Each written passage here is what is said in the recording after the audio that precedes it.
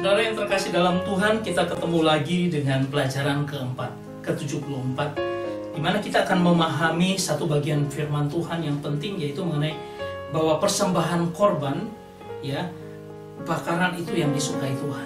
Dari sekian banyak kalau kita mempelajari Alkitab, kita akan melihat hal-hal yang Tuhan sukai, dan hal itu harus menjadi pelajaran kita supaya kita melakukan sesuai dengan yang Tuhan kehendaki.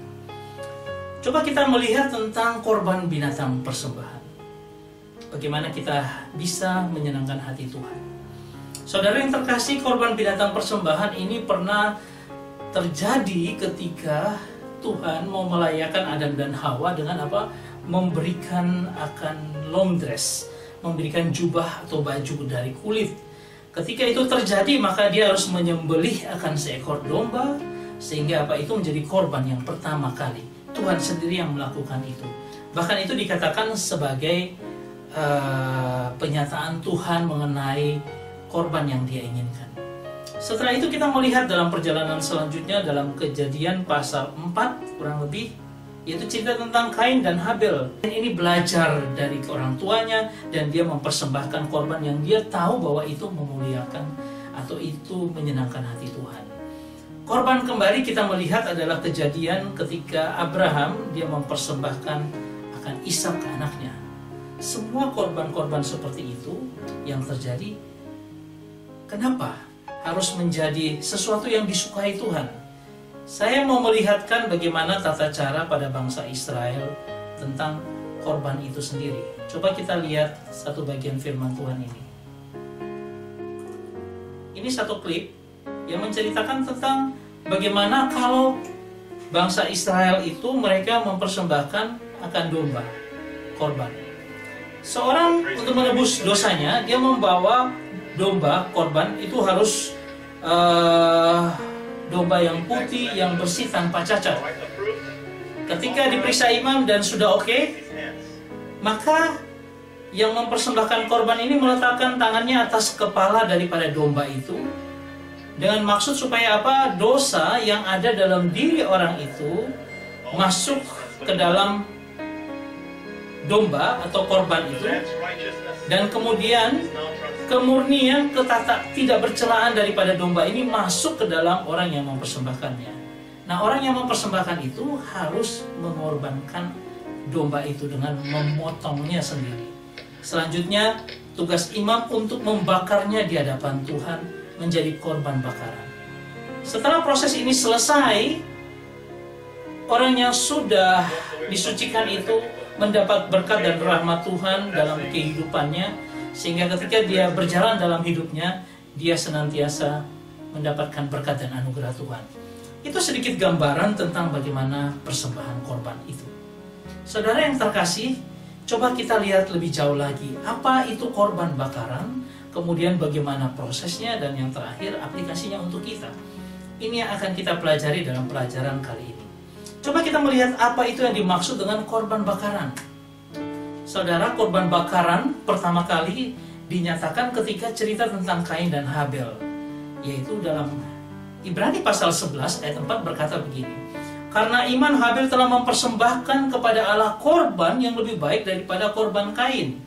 Dengan jalan itu ia memperoleh kesaksian kepadanya bahwa ia benar, dan Allah berkenan akan persembahannya itu, dan karena iman ia masih bicara sesudah ia mati. Saudara yang terkasih, kata Habel sebenarnya dari kata Ibrani yang berarti emptiness, vanity, vapor. Artinya sesuatu yang tidak berarti apa-apa, yang kosong, ya. Itulah Habel, tidak memiliki apa-apa. Nothing, tidak ada apa-apanya.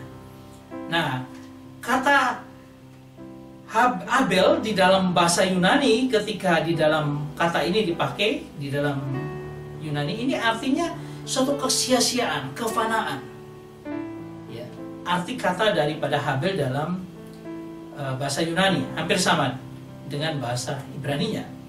Ini berarti apa? Ini berarti bahwa nothing, orang itu tidak punya apa-apa. Si penyembah yang mempersembahkan korban itu bukan apa-apa. Nothing, gak ada yang sesuatu yang dibanggakan. Semua adalah sia-sia. Saudara tahu, bukankah manusia itu sia-sia di hadapan Tuhan? Apapun yang dia lakukan, sia-sia. Nah, kita mau belajar tentang iman Habil seperti apa. Saudara yang terkasih, di situ dikatakan bahwa korban yang lebih baik Habil berikan kepada Tuhan daripada Kain. Ya, apa maksudnya? Dan kemudian dikatakan bahwa Allah berkenan akan persembahannya. Dari kedua ini, bahwa yang terjadi adalah Habil dibenarkan di hadapan Tuhan, sedangkan Kain tidak. Dan yang kedua yang dia bicara walaupun dia sudah mati. Ini dua hal yang luar biasa akibat daripada penerimaan Tuhan akan korban daripada Habil. Saudara, coba kita lihat bahwa apa yang dimaksud dengan korban. Nah, kata korban atau prospero itu adalah persembahan dengan penuh pengertian. Saudara kalau datang membawa persembahan lalu dengan hanya ikut-ikutan tanpa pengertian, itu salah besar. Itu sebabnya Habil ini memiliki pemahaman yang benar, sehingga dia mengorbankan itu dengan benar. Ya, kata pros dan pero itu artinya pros itu di atas, dia lebih unggul, dengan pero adalah bring to a person to who can heal. So kindness to me. Artinya dia mengerti bahwa dia mempersembahkan itu karena sebagai hadiah, sebagai persembahan kepada Allah yang dapat memulihkannya, dapat menyembuhkannya. Yang dalam kelemahannya sebagai manusia, dia dapat bergantung pada Allah. Dan dia katakan Allah itu begitu baik dalam kehidupannya. Ini persembahan yang benar dibandingkan dengan persembahan Kain. Persembahan untuk Allah yang menyembuhkan begitu baik kepada saya, ya. Persembahan Kain itu dipakai kata tusia, sekedar persembahan biasa tanpa pengertian yang sesungguhnya. Makanya kita kalau mempersembahkan sesuatu harus dengan pengertian, tidak bisa tanpa pengertian. Mari coba kita mengerti akan hal ini. Saudara, kita coba lihat bahwa ketika Adam dan Hawa diciptakan dengan begitu luar biasa di taman Tuhan, ya, Tuhan menciptakan begitu indahnya Adam dan Hawa. Kemudian kita tahu peristiwa ketika Hawa tergoda oleh ular dan kemudian mereka memakan akan buah itu. Nah, di situ terjadi satu pelanggaran. Dan di situ ada tindakan Allah yang duluan Allah lakukan adalah ada 2 kambing domba atau domba ya yang dibunuh oleh Allah, disembelih sendiri oleh Allah, dan Allah membuat jubah long dress untuk manusia dan istrinya itu.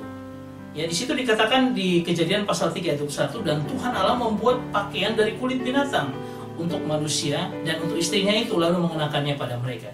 Jadi dibuat oleh Allah dan dikenakan. Itu artinya keselamatan bukan karena kita, tapi keselamatan anugerah karena sudah diperancangkan oleh Allah. Jadi Allah menjadi perancang busana pertama di dunia. Kemudian Dia mengenakan juga kepada mereka. Sedangkan Adam dan Hawa bersifat pasif. Karena mereka dikenakan. Nah, ketika mereka dikenakan, tapi tanggung jawab dosa harus tetap. Sehingga mereka diusir dari Taman Eden. Saudara yang terkasih, ini memberikan pengertian kepada Adam dan Hawa. Kemudian pengertian itu ditularkan kepada anak mereka. Dalam mungkin sehari-hari kehidupannya, Adam bercerita bahwa Tuhan itu berkenan kepada korban. Makanya kita ini masih hidup. Karena Dia bikin jubah, Dia bikin baju, sambil nanti Dia akan menantikan bagaimana kita balik. Dan itu yang dipelajari oleh Habil. Nah, apa yang terjadi dalam persembahan Habil ini? Saudara yang terkasih, mari kita lihat akan kunci daripada persembahan daripada Habil. Pertama, korban yang dilakukan oleh Habil itu adalah suatu korban yang disukai oleh Allah. Kenapa demikian? Karena Allah bisa melihat bagaimana anaknya yang nanti akan menjadi korban bagi seluruh dosa manusia. Tapi coba kita lihat ketika Kejadian 1 ayat 29 berkata, Tuhan menyatakan bahwa semua tumbuhan boleh kamu makan. Kamu tidak boleh makan yang lain selain daripada tumbuhan berbiji. Ya. Nah, kenapa ini adalah satu obsesi yang tulus? Karena tumbuhan-tumbuhan itu sebenarnya hanya boleh menjadi makanan manusia dan tidak boleh makan akan domba atau binatang. Cuma bayangkan bahwa dalam hal ini Habil, dia menjadi peternak. Dia memelihara domba-domba yang tidak boleh dia makan. Artinya apa? Domba-domba ini hanya merupakan obsesinya yang tulus kepada Tuhan ketika dia memelihara untuk mempersembahkannya bagi Tuhan. Tidak ada untuk keinginannya. Berbeda dengan Kain ketika Kain harus mengambil sebagian untuk menjadi makanannya. Saya melihat sesuatu obsesi yang tulus karena apa? Karena itu tidak ada kepentingannya bagi Habel. Ya, ketika dia melakukan peternakan seperti itu, semuanya dia peruntukkan bagi Tuhan. Itu yang kedua. Ketiga adalah itu korban yang hidup. Karena apa? Ini bukan benda mati, ini benda hidup. Dalam pengertian dia bisa berinteraksi dengan Habel. Ini benda hidup, sesuatu yang hidup. Nah, saudara yang terkasih, ketika mereka mempersembahkannya kepada Tuhan dan Tuhan melahap habis akan korban daripada Habel. Ya. Nah, ada satu lagi ciri khas korban persembahan Habel adalah hati yang hancur. Kok bisa seperti itu? Apa maksudnya pengertian hati yang hancur? Saudara, ketika Habel dia mempersembahkan korban, pasti hatinya hancur. Kenapa begitu? Saudara punya binatang peliharaan di rumah. Coba kalau saudara pelihara sedemikian lama, mungkin 3-4 tahun, setelah mereka besar seperti itu, kemudian saudara harus menyembelihnya. Anjing saudara yang senantiasa berkomunikasi, berinteraksi dengan Anda, kemudian Anda harus potong dan persembahkan untuk dijadikan RW. Saya itu bukan hal yang gampang. Itu hal. Nah, itu sama dengan Habel ketika dia sudah berinteraksi dengan domba-dombanya, dia harus membawa itu, mempersembahkan korban. Hatinya hancur.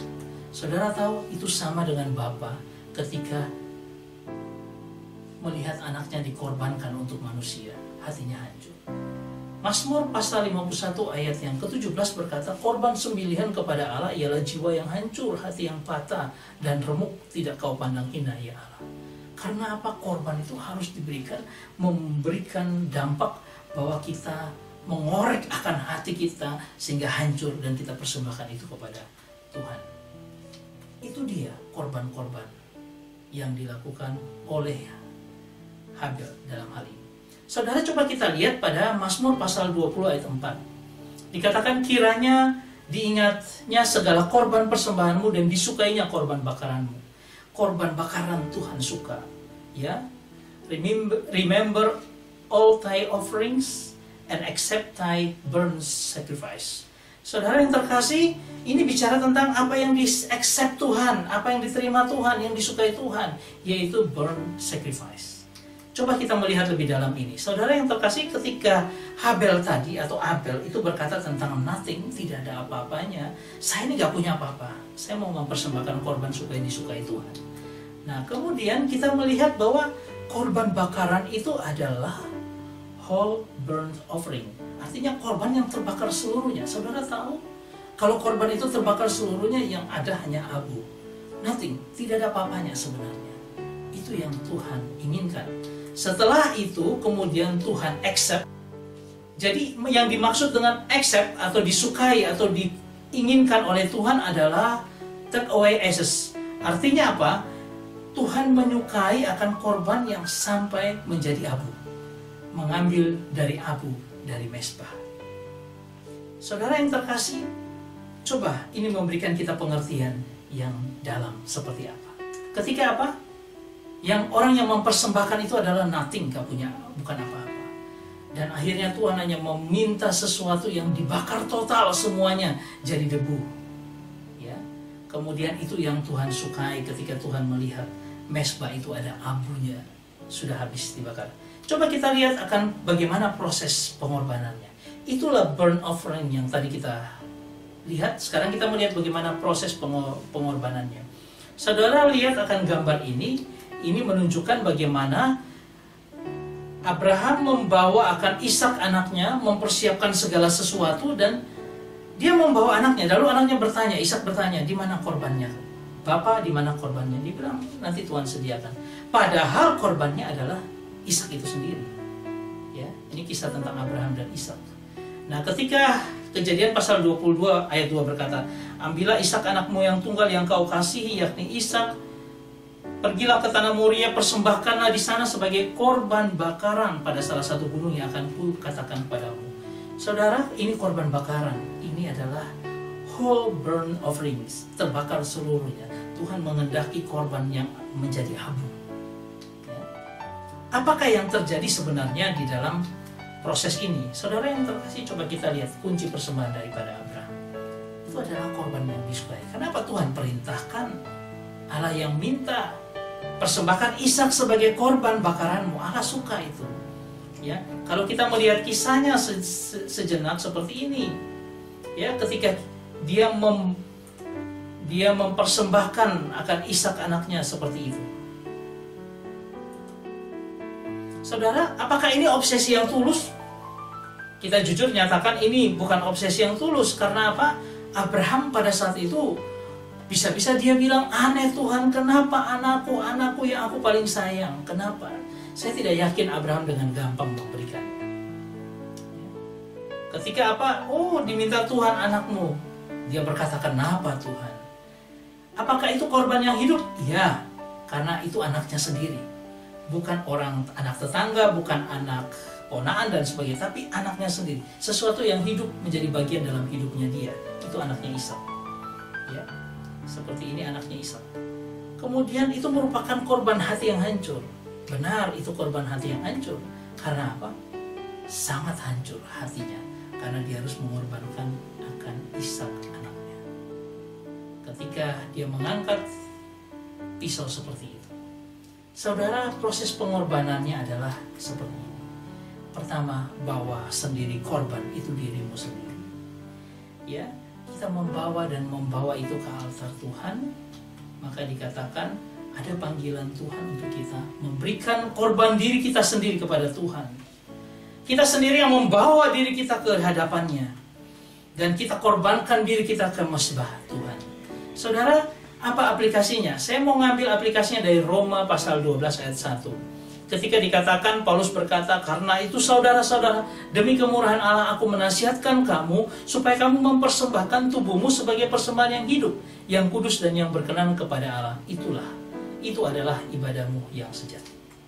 Saudara, ini persembahan, meja persembahan, ya. Kemudian kita mempersembahkan di atas ini untuk apa? Untuk persembahan diri kita. Sebenarnya itu adalah membawa kita pada keintiman dengan Tuhan sebagai penerima korban persembahan kita. Ketika kita persembahkan terus kehidupan kita kepada Tuhan, yaitu tubuh yang hidup, yang kudus dan yang berkenan kepada Tuhan, ya. Kita akan melakukan ibadah yang sejati. Dikatakan itu ibadah yang sejati, saudara. Ya, sebenarnya saya mau katakan bahwa ketika kita membawa diri kita senantiasa dikorbankan di hadapan mezbah Tuhan, dibakar, itu membawa kita dalam keintiman dengan Tuhan. Ya. Sehingga hidup kita taruh di atas mezbah agar apa? Api Tuhan juga tidak mati dan harus ada yang dibakar terus di mezbah Tuhan itu. Saudara yang terkasih, bagaimana aplikasinya dalam kehidupan kita pada saat ini? Kita lihat gambar ini adalah ibadah di gereja. Dan di GPIB terkenal dengan ibadah ritual. Yang kita sebut ibadah ritual, artinya setiap ibadah minggu kita membawa diri, kita persembahkan. Ini artinya apa? Ketika saya datang ke gereja, saya datang untuk mempersembahkan diri saya kepada Tuhan. Saya tidak bisa menuntut Tuhan, kau harus memberikan berkat-Mu melimpah atasku, atau saya tidak bisa menuntut apa-apa. Saya hanya dapat datang dan mempersembahkan diri. Saya tidak bisa menuntut, oh khotbahnya harus bagus, kalau tidak baik, tidak benar itu. Saudara, sebenarnya datang ke gereja hanya untuk membawa diri kita dipersembahkan di mezbah Tuhan. Ada yang disebut dengan ibadah aktual, ibadah dalam kehidupan kita sehari-hari. Yaitu apa? Bangunlah kehidupan yang saleh dalam hidup kita. Karena apa? Kehidupan saleh itu terus membakar kedagingan kita menjadi debu. Dan itu yang layak di hadapan Tuhan, itu yang disukai oleh Tuhan. Saya katakan kenapa begitu? Ketika kita punya egoisme dalam ibadah aktual adalah ketika kita melihat orang yang menjadi musuh kita, kita datang dan kita memeluknya, kita bilang saya mengampuni engkau. Atau tiba-tiba ada seorang yang datang dan tanpa tendeng aling dia melakukan sesuatu yang menghancurkan hati kita. Itu yang Tuhan minta korbankan. Harga diri kita, hati kita ini kita korbankan. Saudara, ataupun ada saudara-saudara kita yang membutuhkan pertolongan. Dan dia datang bilang, saya minta tolong karena saya butuh sekali pertolongan ini. Lalu apa hati kita? Ibadah aktual adalah kesalahan hidup ketika kita datang dan mau menolong dia. Kita membakar kedagingan kita terus-menerus melalui tindakan ibadah aktual kita, kehidupan saleh itu, supaya kita semakin dikikis. Apakah mungkin kita seorang pemarah ketika terjadi sesuatu dalam kehidupan kita dan kita bilang, oh aku tidak mau marah lagi, aku mau mengasihi orang lain dengan baik dan tidak mengeluarkan kata-kata yang tidak benar. Itu ibadah aktual, itu kehidupan saleh. Itu yang Tuhan inginkan kita lakukan. Itu persembahan yang Tuhan sukai. Karena apa? Itu akan naik di hadapan Tuhan menjadi abu. Karena apa? Itu menunjukkan kita yang tidak punya apa-apa dan Dia adalah Allah yang luar biasa. Saudara yang terkasih, saya berharap ini menjadi bagian dalam kehidupan kita. Ketika kita dari hari ke hari terus mempersembahkan korban kita kepada Tuhan, yaitu diri kita.